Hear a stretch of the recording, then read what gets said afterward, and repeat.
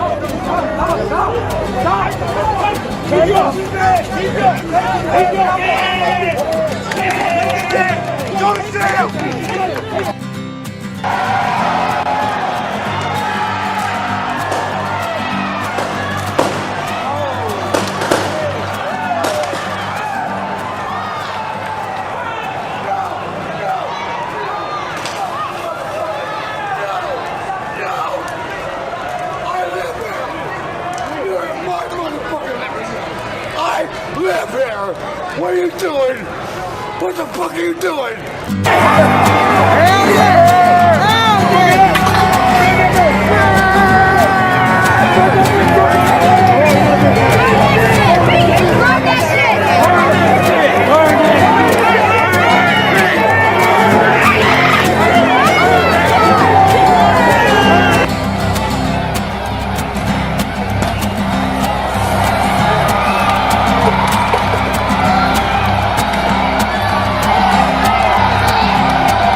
The problem is we out here standing together peacefully, protesting without any problems.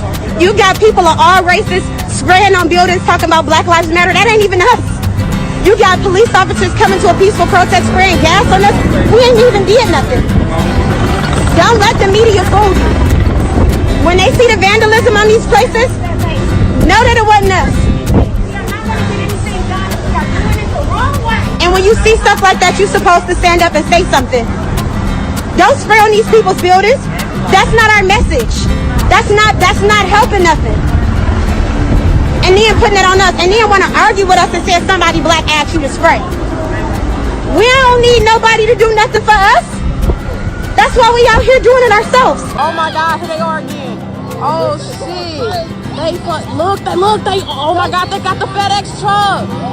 Oh my God, they got in the shit. Look, oh my God, they got in the damn truck. Oh look, oh my God, they're dragging this man. Oh my God, they're dragging him. Oh my God, they're dragging this man.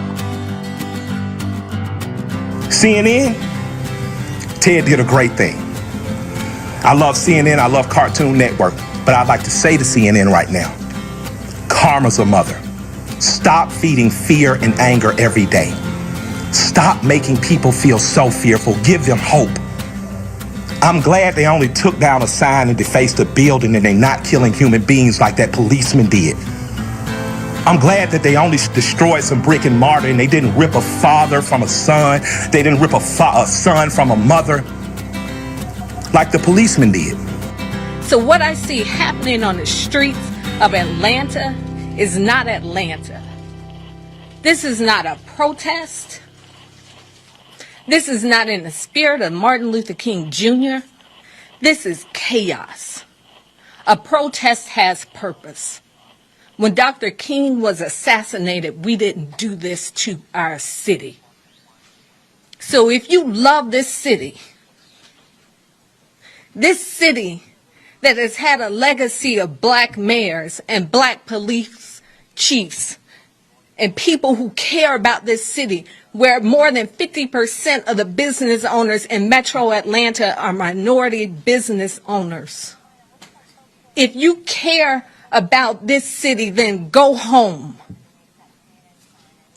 and pray that somebody like Reverend Beasley will come and talk to you and give you some instructions on what a protest should look like and how you effectuate change in America. Where she said she was appalled to watch the murder of George Floyd. This woman did that. You're not honoring the legacy of Martin Luther King Jr. and the civil rights movement. You're not protesting anything running out with brown liquor in your hands, breaking windows in this city. T.I. and Killer Mike own half the West Side. So when you burn down this city, you're burning down our community. Today, we found Corboy Bala, who invested his life savings into opening this sports bar, cleaning up.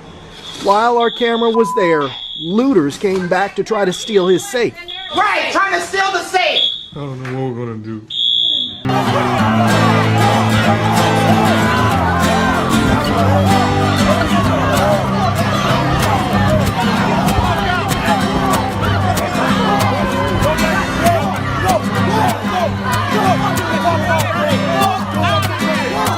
It says it right in the name, Antifa, anti-fascism, which is what they were there fighting. Listen, there's, no organization is perfect. There was some violence. No one condones the violence, but there were different reasons for Antifa and for these neo-Nazis to be there. One, racist fascists. The other group fighting racist fascists. There's a distinction there. To talk about Antifa, I've watched them in the streets protesting in different situations, okay? There are certainly aspects of them that are true to a cause. That is a good cause. They want social justice. They want whatever they want in that context. You tell me when that has ever happened. You tell me when that has ever happened with neo-Nazis, where they have ever been doing the right thing. Antifa is not a good cause. Antifa does not have good aims. Antifa wants power, wants political power taken through force. That's what Antifa is all about. I mean, they are the inheritors of Nazis and brown shirts. I am not here to espouse Antifa. In 1943, the following directive was issued from party headquarters to all communists in the United States. It read, "When certain obstructionists become too irritating, label them after suitable build-ups as fascist or Nazi or anti-Semitic, and use the prestige of anti-fascist and tolerance organizations to discredit them. In the public mind, constantly associate those who oppose us with those names which already have a bad smell. The association will, after enough repetition, become fact in the public mind." To the rioting thugs of America. This was all supposed to be about calling for justice for George Floyd's murder at the hands of a few bad cops. But your actions have made it clear you don't really care about George Floyd. You have made this about you. So now I will address you directly. You have a right to be furious at the Minnesota cops who killed George Floyd. You have a right to demand severe punishment for all 4 officers on the scene. And you have a right to peacefully protest injustice wherever it may be. But you do not have a right to ravage the cities we all live in without consequence. You do not have a right to put your own fellow citizens of all colors out of work as you raise their places of employment to the ground. You do not have a right to assault the police officers trying to keep you safe as you protest them. You do not have a right to beat small business owners to the brink of death for nothing more than trying to protect their own establishments. You do not have a right to say your skin color makes you a target for police violence, break other laws as a response, and expect your own skin color to absolve you of any accountability. You do not have the right to say Black Lives Matter, but only be outraged when a black life is taken by a white person. You do not have the right to travel in from out of town to be a part of a violent throng, destroy everything in your path, and leave thinking you did something productive. You do not have a right to be offended by stereotypes that say black people are inherently violent, when that is exactly the way you act when given the first opportunity. And you do not have a right to dishonor George Floyd's legacy by using his wrongful death as an excuse to justify your criminal behaviors, and then have the gall to turn around and use convoluted circular reasoning to try to blame white people or police for this chaos when it was you who made the conscious decision to destroy your own communities in the first place. But I have a right to say I see right through you. And I know this stopped being about George Floyd a long time ago. And I have a right to call you out for the warped, hateful, animalistic, shameful, thuggish, self-serving, rabid, exploitative, counterproductive hypocrites that you are. So I will. CNN, Ted did a great thing. I love CNN, I love Cartoon Network, but I'd like to say to CNN right now, karma's a mother. Stop feeding fear and anger every day. Stop making people feel so fearful. Give them hope. I'm glad they only took down a sign and defaced a building and they're not killing human beings like that policeman did. I'm glad that they only destroyed some brick and mortar and they didn't rip a father from a son. They didn't rip a son from a mother like the policeman did. So what I see happening on the streets of Atlanta is not Atlanta. This is not a protest.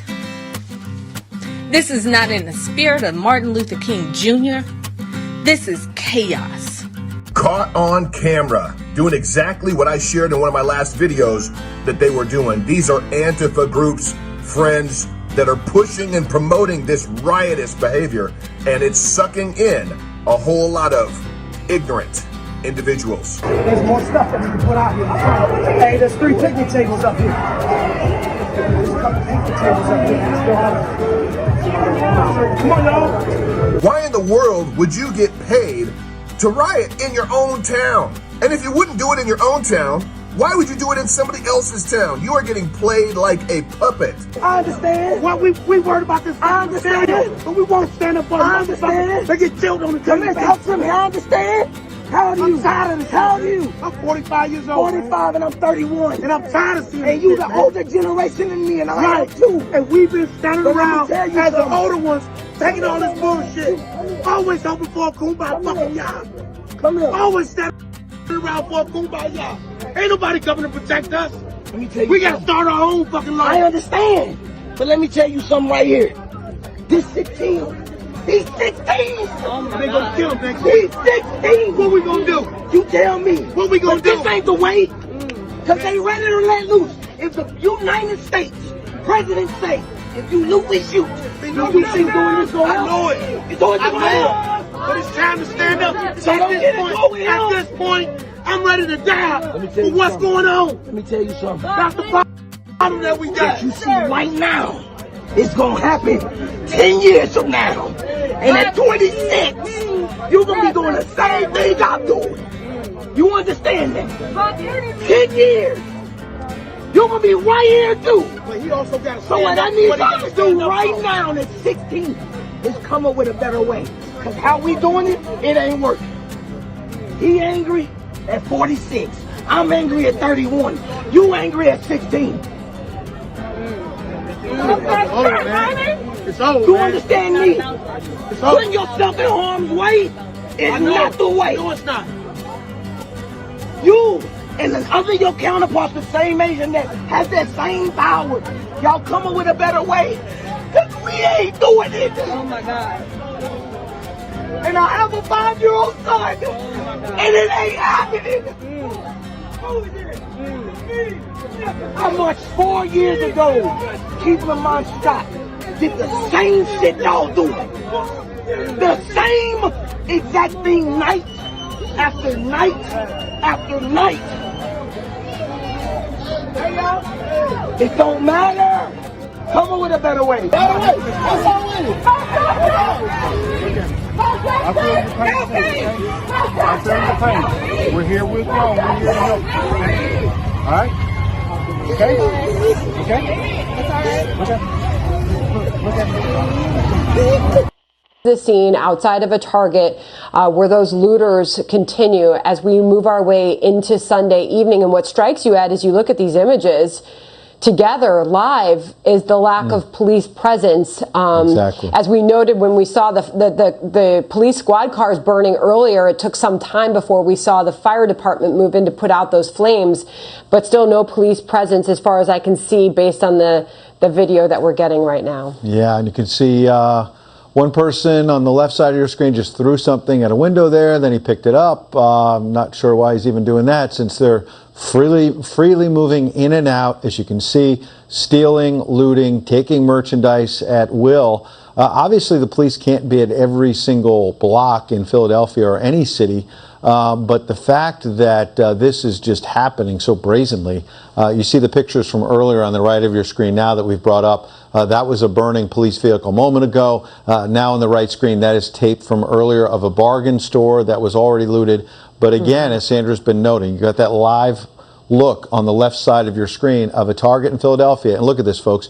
People are still running into the Target, literally through the right side there. A gentleman there on the left running out. When we saw the parking lot, Sandra, there were still cars pulling in to get more merchandise. This is truly remarkable. Hey there, Rick. Yeah, there's a group of residents who live in this area, and they have blocked the front of this Target store to prevent it from being looted. You can see there are some people who have a political message out here.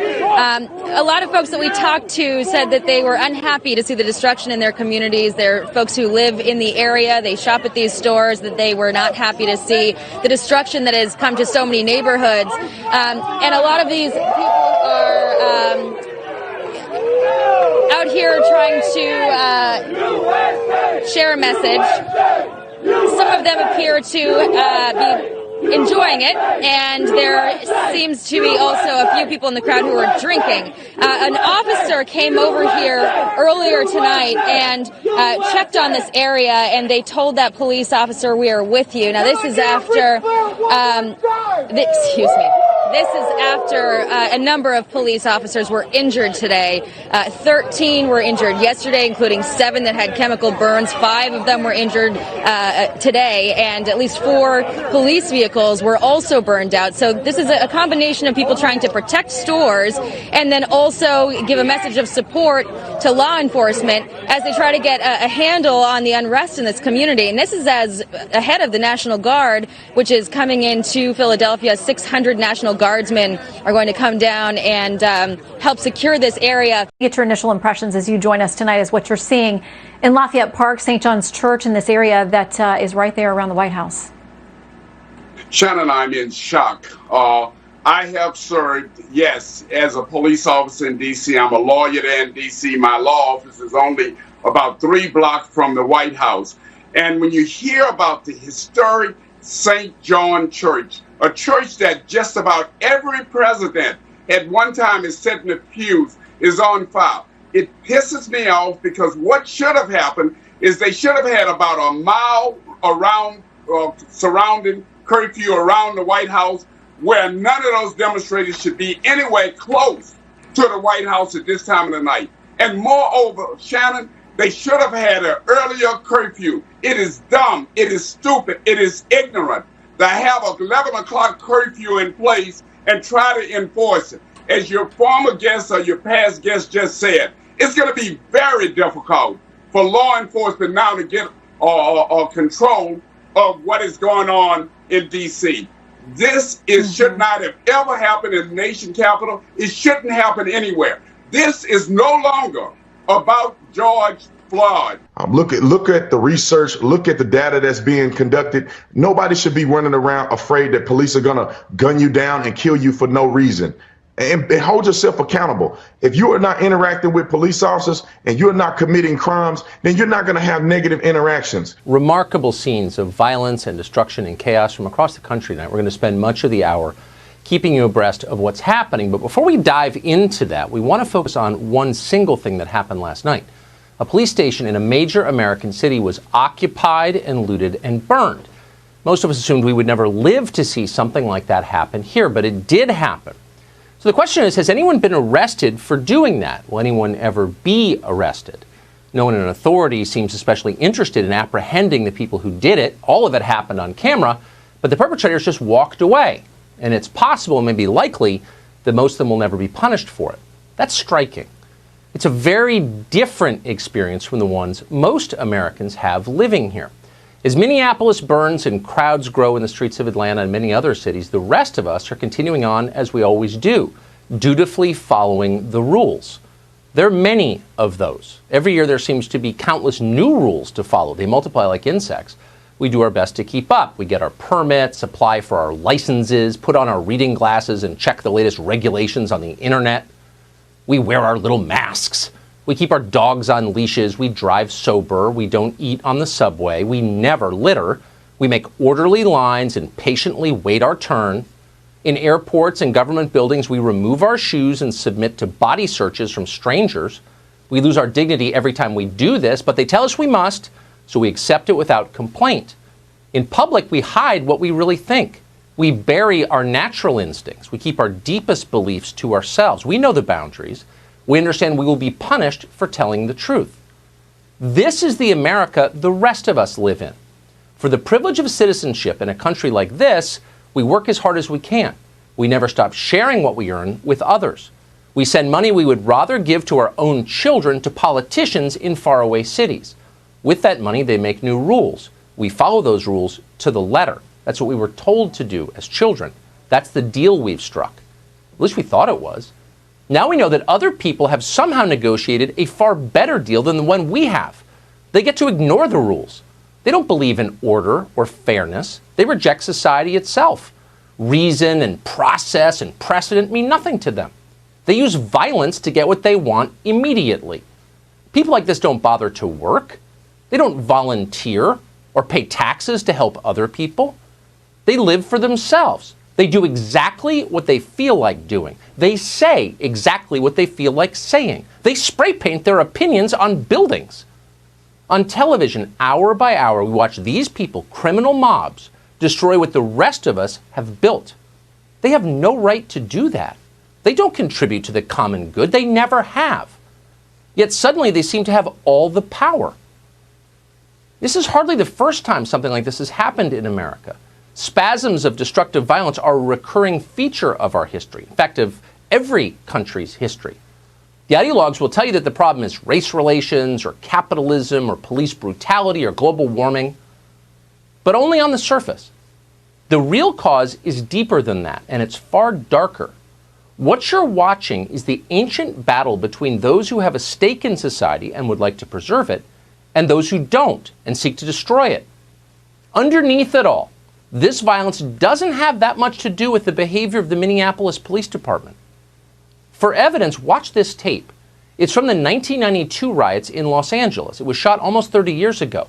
It could have been shot this afternoon. It's not right! It's not right! It's not right what y'all doing! I came from the ghetto too! Same as all of you did! Why destroy my business? Why destroy my truck? Why steal my computer? I'm trying to make it! Could you understand that? The first thing you notice about that video, in addition to how overwhelmingly sad it is that it's not a racial dispute. The elderly man could be the grandfather of the young rioters swarming around him. But that's misleading. They are nothing at all alike. The old man is fighting to defend civilization. He's armed only with a hammer, but he's trying. The young men are working to tear it down. And those are the battle lines. They always are. Which side in that war have our leaders taken? Well, watch carefully and it will become obvious. The rioters in Minneapolis and in other places act as if they're allowed to loot and burn. And in fact, they are allowed. No one stops them. The authorities don't arrest them. Instead, they pander to them, flatter them, desperately try to win their love. Why are masked lunatics setting fire to Wendy's?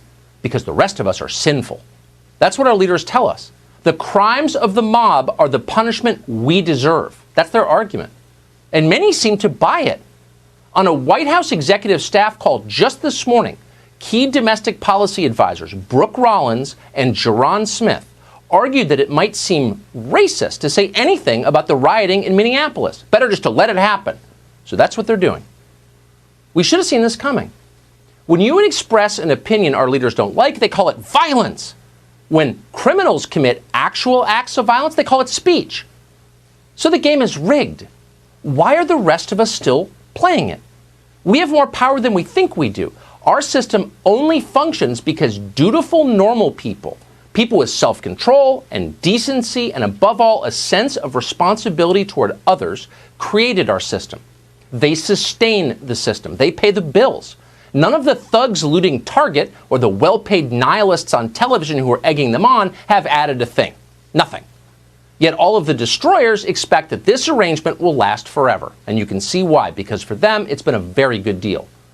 But what exactly are you getting in return for your contributions to this system? The authorities clearly don't care about you. The police won't show up to save your life, literally. During election years, sweaty politicians claim to be on your side. It's a lie. They're not. They'll waste your time with hollow posturing. They'll feed you pointless symbolic victories and expect you to celebrate like you've actually won something. But when the mob comes, they're gone. You're on your own. That's true. Those are the facts. We can't change them. All we can control is our own behavior. Should you keep playing along with all of that? Ponder that the next time they demand you get a permit to put a deck on your own house.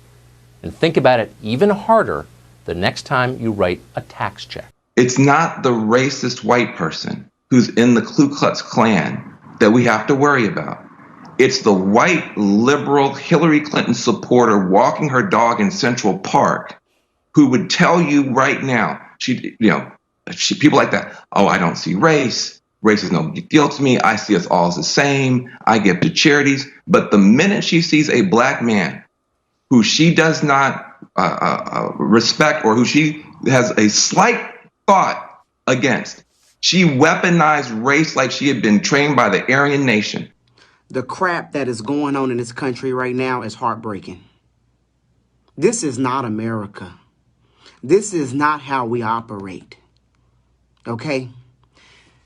People, the mainstream media and these politicians want to start a race war. We cannot allow these people to divide us. We need to stick together, everybody. Okay? We cannot sit up here every freaking day and fight. That is not who we are. Do y'all not understand how far we have come? Huh? From the 1800s, from the 1700s? This is not who we are. We have came a long way. And this is a scene here playing out in Minneapolis. This is part of the advanced police presence that we saw come over the course of really minutes when the local police showed up at the fire department, or with the fire department, I should say, on that building we showed you that was burning. This is among the state patrol unit that was advancing up the street, saying and scattering the protesters at that point for people to clear the area. And so we walked away. I'm sorry? You're under arrest. Okay. Do you mind telling me why I'm under arrest, sir? Why am I under arrest, sir? Officer, he's under here right now. Okay. You are arresting him live on CNN. We told you before that we are with CNN.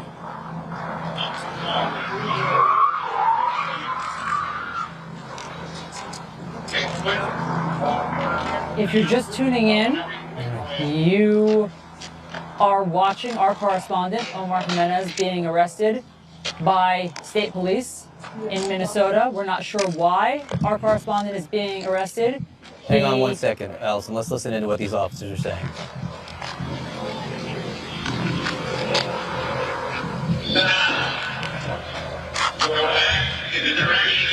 That is an American television reporter, Omar Jimenez, being led away by police officers.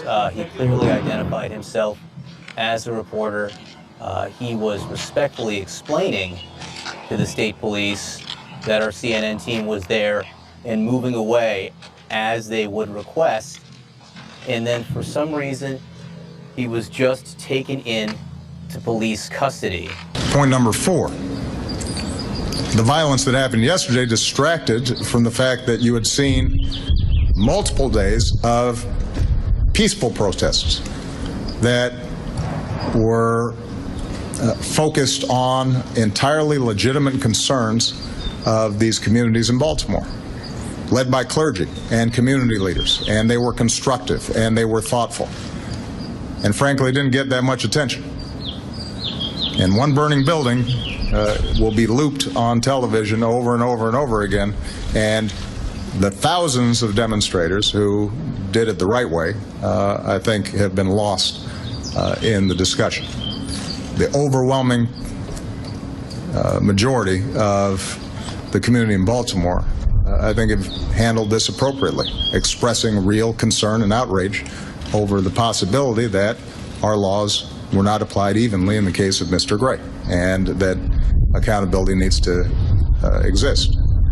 And I think we have to give them credit. My understanding is you've got some of the same organizers now going back into these communities to try to clean up in the aftermath of a handful of protesters, a handful of criminals and thugs who tore up the place.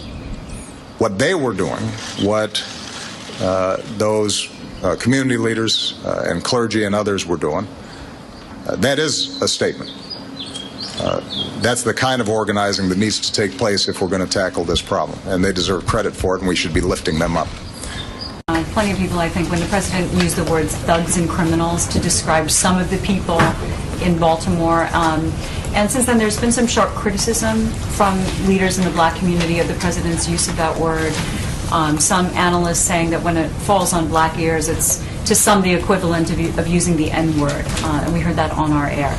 But when the president did the interview with Steve Harvey that aired this morning, it was almost a repeat of his press conference yesterday, except he left that word out. So is that an indication that the administration feels that maybe that wasn't the best use of terms yesterday? No, I don't think the president would in any way revise the remarks that he shared with all of you in the Rose Garden.